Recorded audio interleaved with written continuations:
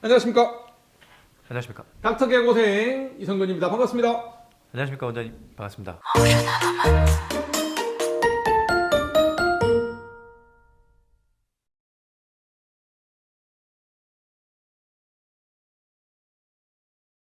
진료 과목에 맞게 한눈에 들어오는 어떤 디자인은, 홈페이지에 대한 디자인은 어떤 것들이 있을까요?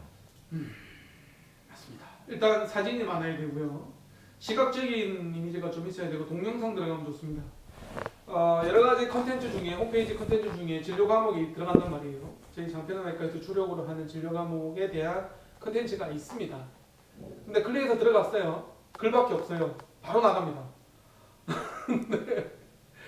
시각적인 정보가 있어야 돼요. 사진도 들어가고 그림도 들어가고 일러스트도 들어가고 동영상이 들어가면 더 좋죠. 사실 처음에 저희 장편외과가 홈페이지에 투자를 별로 안 했어요. 저희 마케팅하고 같이 했던 업체는 홈페이지 별로 안 중요하다 그랬거든요. 홈페이지는 그냥 대문이니까 문만 있으면 된다 그랬거든요.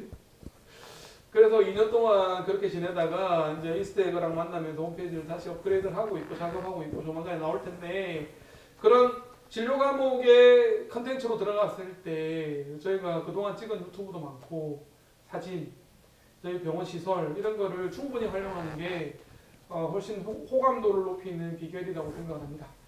어떻게 준비하고 계세요? 이스테이크에서는? 사실은 기존에 없던 어떤 새로운 홈페이지의 형태를 좀 만들어 보고 싶다는 생각을 하고 있는데요. 그래서 기본적으로는 그런 구상은 있습니다. 예를 들면 저희도 내부적으로는 영상에 대한 부분들을 너무 과하지는 않아야겠지만 영상을 어떻게 효과적으로 좀 활용할 수 있는 홈페이지, 그런 어떤 디자인을 좀 많이 원하고 있고요. 그런 부분들에 있어서 어떤 디자인이라는 거는 사람들이 지금은 제품 하나하나마다 다 디자인을 중요하게 생각하잖아요. 예를 들면 뭐 애플 제품이 많이 팔리는 이유도 뭐 다양한 뭐 하드웨어가 좋아서라기보다는 디자인 영역도 되게 큰 거고, 사실은 어떤 본질 이런 것들도 중요하지만 그 홈페이지 같은 경우에 이제 디자인적인 요소가 상당히 중요하다라고 좀 판단이 좀 되고 있습니다. 조금 투자를 하실 필요는 있으신 것 같고요. 병원마다 틀려요. 근데 그 페이지 수를 조정하면 되거든요. 보통은 홈페이지를 만들 때 페이지 수당 곱하기 얼마를 계산을 해요. 그래서 비용 부담이 좀 있으시면 페이지를 좀 줄이되 한 페이지에는 조금 더 포장을 좀 이쁘게, 디자인을 좀 이쁘게 할 필요는 있겠다라는 생각이 듭니다. 자, 다섯 번째 질문 주시죠. 네. 디자인 외주가 좋을까요? 혹은 그러니까 디자인 업체, 홈페이지 디자인 업체에서 디자인을 하는 게 좋을까요? 아니면 마케팅 업체에서 하는 게 좋을까요? 어떻게 보세요? 장단점이 있는 것 같습니다. 뭘 선택하겠어요? 저는 잘하는 곳을 선택할 것 같습니다. 어느 게 더 잘해요? 이 디자인 회사는 아무래도 확실히 디자인 영역에서는 강점이 있을 것 같아요. 홈페이지만 하시는, 그러니까 예를 들어서 디자인을 놓고 보면 이게 홈페이지를 놓고 보면 두 개로 나뉠 것 같아요. 홈페이지 전문 업체냐, 마케팅 업체에서 홈페이지까지 하는 곳이냐. 그럼 후자를 선택하면 되잖아요. 네, 저희는 그렇게 생각합니다. 마케팅 회사에서 홈페이지까지 만들어주는 마케팅 회사를 만들면 되잖아요. 맞습니다. 왜 그런가 하면 홈페이지 업체를 따로 만들고 마케팅 업체를 따로 만들면요, 원장 입장에서 두 번 얘기해야 됩니다. 왜냐하면 우리 병원의 차별화에 대해서 얘기를 해야 되고, 우리 병원 나의 진료 철학에 대해서 얘기를 해야 되고, 내가 우리 병원의 진료 강점, 진료 과목 강점에 대해서 얘기를 해야 되니까 여기도 얘기해야 되고 여기도 얘기해야 되고, 차라리 그냥 같이 하는 마케팅 업체를 선택을 하세요. 근데 이제 그게 잘 없는 거죠. 네, 홈페이지까지 해주는 마케팅 업체가 잘 없어요. 대부분 마케팅 업체는 대부분 블로그 정도밖에 안 해주거든요. 네, 블로그만 해주는 업체가 대부분이세요. 그러면 원장이 신경 써야 될 게 너무 많아요. 저는 개고생에서 여러 번 강조드렸지만 그냥 전문가한테 맡기되 실력 있는 전문가한테 맡기는 거죠. 그래서 마케팅 업체가 홈페이지도 하고 블로그도 하고 유튜브도 하고 그다음에 뭐 플레이스나 뭐 파워링크나 이런 걸로 다 그냥 한꺼번에 해주는 토탈 케어를 해주는 업체를 선택하는 게 맞다. 그리고 여건이 되면 두 군데를 해도 되는 거죠. 네.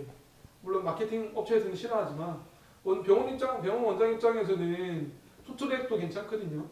저는 블로그를 3개를 한다 그랬잖아요. 그래서 3개 업체가 다 달라요. 그래서 저는 3군데를 하거든요. 왜냐면 각각의 업체에서는 싫어를 해요. 왜 자기한테 다 안 맡기고 다른 데도 같이 하느냐. 저는 달걀은 한 바구니에 담는 건 아니라고 봐요. 비즈니스는 항상 모든 가능성을 다 생각하고 투트랙, 적어도 투트랙 이상으로 가는 게 맞는 것 같거든요.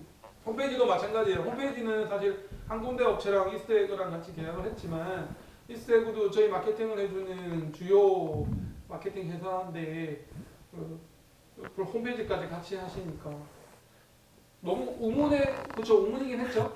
아닙니다. 원장님 이거 중요한 질문인데요. 음, 한 가지 그럼 여기에 첨언을 드리자면 지금 원장님께서 말씀하신 그 부분은 어떻게 보면 홈페이지 제작하는 단계에서 두 업체를 두고 이제 네. 당연히 고민을 하실 거예요. 음, 그러면 여기에서 구별점은 홈페이지 제작된 사후에 대한 어떤 관리의 문제가 있을 수 있는 것 같습니다. 예를 들면 홈페이지 제작 업체들의 경우 제가 다른 병원에서 저희는 마케팅을 하고 있고 다른 업체가 홈페이지를 제작하는 경우에 이렇게 일을 해보니 홈페이지를 제작하는 업체들은 기본적으로 이게 제작이 끝나면 일이 끝나는 거더라고요.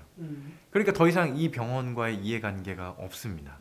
그러다 보니 이 제작하고 나서 이 사후에 무언가 원장님들의 병원이 방향이 달라지거나 어떤 이런 수정이라던가 추가적인 요구사항에 대해서 그들은 이미 큰 작업이 끝났기 때문에 그런 부분들이 좀 원활하게 반영이 잘 안 되더라고요.